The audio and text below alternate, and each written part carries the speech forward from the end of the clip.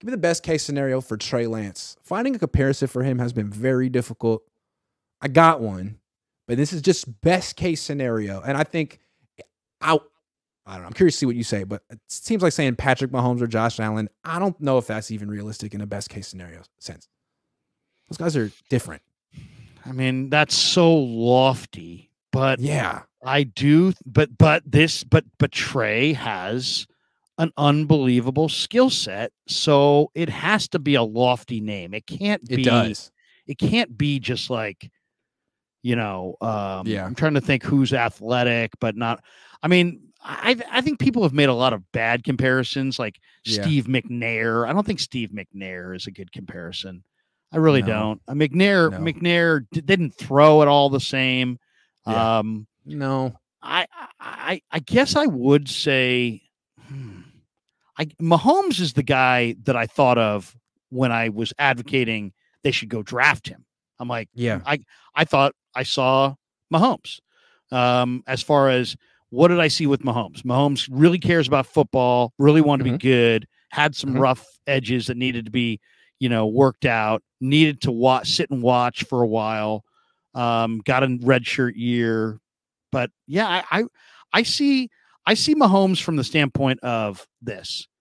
Mahomes is not a runner, but Mahomes, for a guy who's not a runner, he sure does ice an awful lot of games with 20 and 30-yard runs up the gut when nobody's looking, when you're playing man coverage at the end of games and everybody turns their eyes on Mahomes. There he goes. He did it in the Super Bowl. He's done it against the Niners. You get involved in a close game and all of a sudden you're covering Tyreek and all these receivers and you turn your head on him and he sees a lane and he takes it. So I think his skill set running wise reminds me a lot of Mahomes, because Mahomes is not a runner. I don't think Trey's a runner. As far as they're not Lamar, they're not Vic, they're not Justin Fields. Yeah, they're not Anthony Richardson. No, they're not Anthony Richardson. But they are the kinds of guys that can burn you with their legs. They're mobile. And I also think Trey is really smart, and I think Trey is really motivated. So I think I see a lot of Mahomes. But I'd have to think of, I haven't really thought of who's a good comp. It would have to be somebody who's got athleticism, but is very, very motivated to get better and smart. And I got a name. Who do you got? Andrew Luck. Now, Andrew Luck came into the league. He was the number one pick. He was a finished product. He was rookie of the year. No, he wasn't the rookie of the year, but he was in the playoffs his first year. He's also 23. He also played a couple years at Stanford. He was on a really good team at Stanford. He was under center. He was playing like a pro. I mean, remember Trey was setting his own protections in college. Trey, I mean, he had the pandemic, and then he got redshirted, and then he got hurt. So it hasn't been the same path, but now he's 23. Luck was 23 his first year in the Colts. So I'm not saying he's going to be that good, but I'm not saying he won't either. I think best case scenario, he's that type of a guy who is essentially a pocket quarterback, but he can throw in the move, he can scramble, and he might take too many hits, if we're being honest. Andrew Luck took too many hits. Yeah, that's not bad. That's not a bad one for sure. Andrew Luck was great, though, from immediately. Yeah, and he was an incredible processor and this and that, but I think Trey has potential to be too. I would say maybe a McNabb, kind of a bigger version of McNabb, because McNabb was not a runner. He was a pocket passer, but he also was tough. Yeah. McNabb never was sitting there The one thing you haven't seen from Trey at all, I've never seen it on his North Dakota State film, and I've never seen it in his brief time with the Niners. There's no fear. He's not standing in the pocket worried about taking a hit. He's not. Yeah. And McNabb wasn't either. McNabb could take hits and not be fearful. Yeah. So to me, that's not a bad one. Interesting. Also, McNabb didn't have what you would call like good throwing mechanics. Like he was all over the place. He threw differently every time. He didn't have the highest completion percentage, but he was a playmaker in a lot of ways. And the guys liked him. And they played hard. Leader. That might be a good one. And McNabb had a good arm, but it wasn't like he had the greatest arm of all time. He just had a very good arm. And I would say Trey doesn't have the greatest arm, but he's got a very good power arm. McNabb, you're right. I always felt he had like a beer gut, though. Yeah, well, I mean, I ever tell you the time in spring training, McNabb was sitting at the next table. We were watching Syracuse against Kansas in a game, and we were at spring training. It was an NC2A tournament game, and one of my buddies had a Syracuse jersey on, and McNabb comes over, goes, "Hey man, you're a Syracuse fan?" My buddy's like, "Yeah," and he's like, he goes, "Waitress," and he's like, put this table on my tab. Dude, we drank for the entire night for free on Donovan McNabb because one of my buddies had a Syracuse lacrosse jersey on. Nice. Did you guys have a beer with him? Yeah, he sat there right there at the next table. He's a super cool guy. Yeah, and McNabb was really cool. But I mean, our table, our bill was like $4.50 or something like that, and he covered it. He didn't even know us. Yeah. He's one of these guys who probably would have had a Super Bowl ring if not for Tom Brady. If Tom Brady didn't exist, McNabb probably be a champion. He had his time. He was really good. He went to like 4 or 5 NFC Championship games, I want to say. I mean, was he an MVP?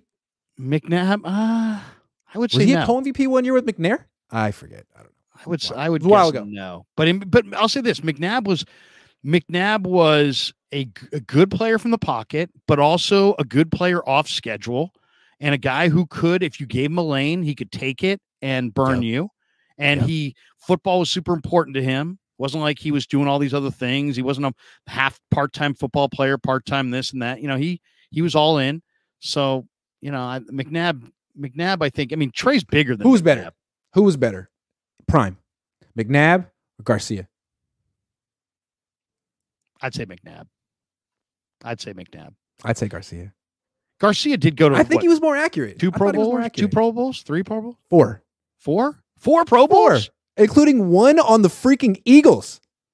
How many for McNabb, I wonder? Let's see. I don't know. I thought those 2, it was like back then it was those 2 and McNabb went to a Super Bowl. Hell yeah, he did. It's true. He had some good defenses too. Okay, McNabb went to 6. Yeah. 6. He was great 98, 62, and 1, McNabb. Woo! But only 59% completion percentage. You know, it wasn't like he completed a high percentage, but he played a long time. Seriously. My dad used to tell me that Bill Walsh would call him up on the phone and like complain about McNabb. Like, look at his mechanics. He throws differently. I don't think Walsh liked Garcia. That was his guy. I don't think Walsh liked McNabb as much, but maybe that was just a personal preference. I don't know. The one thing about Garcia McNabb was his guy. is I don't think McNabb had a single season in his entire career where he threw more picks. One season, 15 to 14. He had every other season of his career, he threw more touchdowns than picks. He went 11-5 at 24, and he just won a ton of games through his 20s. Like, they were tough to beat for like 5 years in a row. Nick Fan 34 says, if Trey has shown all this improvement, as they say he has, and working out with Mahomes, wouldn't you say start Trey week 1 and see what he can do? Also, Grant, are you going to week 1 in Pittsburgh? Yeah. But I mean, also if Brock is 100% healthy, then he didn't lose the job. So I mean, it's complicated. You don't start Darnold under any circumstances unless Trey is a complete disaster. Well, that's the thing. I mean, is Brock going to be healthy for? I mean, Shanahan made it seem like there's a chance Brock's healthy by training camp. Is Brock going to be there week 1? If not, I mean, I'll say this: week 1 on paper sets up as a loss. The Steelers. I mean, I looked it up. They're 8-1 in their last 9 home openers when it comes in week 1, and they're like 15-2 at Heinz Field in the first game of the year. So I mean, get ready for TJ Watt. Get ready for a whole lot of pressure on the quarterback. Get ready for that game to be tough. A whole lot of different fronts. You know, the Niners could talk about that sometimes. Like, well, they show different fronts than we prepared for. Like, a whole lot of fronts, whole lot of pressures. They can overwhelm you with scheme on defense. And the Niners offense isn't necessarily really equipped to handle that early in the season, or at least they haven't been. So that'll be interesting. Yep, no question. And the whole thing is that's going to be a tough game for anybody, whether it be Trey, Sam, Brock. That's just going to be a tough game. So I don't know. It'll be a painful game.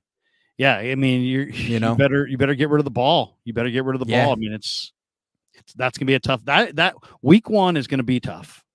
Week 1 is going to be tough for anybody. So we'll see. I don't know what we're going to see there. I don't know if we're going to see Brock at all in the preseason. Also, week 1, it often goes like some team beats itself. You know what I mean? Like in Chicago last year, Niners just straight up beat themselves with those Dante Pettis scoring a busted play. Like, is that going to happen Niners in Pittsburgh? Had broken plays. Greenlaw had 2 penalties of late hits. Debo fumbled in the red zone. Like, it's just And they then straight up beat themselves. The Niners still would have won that game with Trey on the road if when wasn't a torrential downpour in the fourth quarter. Yeah, because when the Niners needed to really execute offensively and pass, it wasn't passing or execution weather, and it was huge factor. That's right.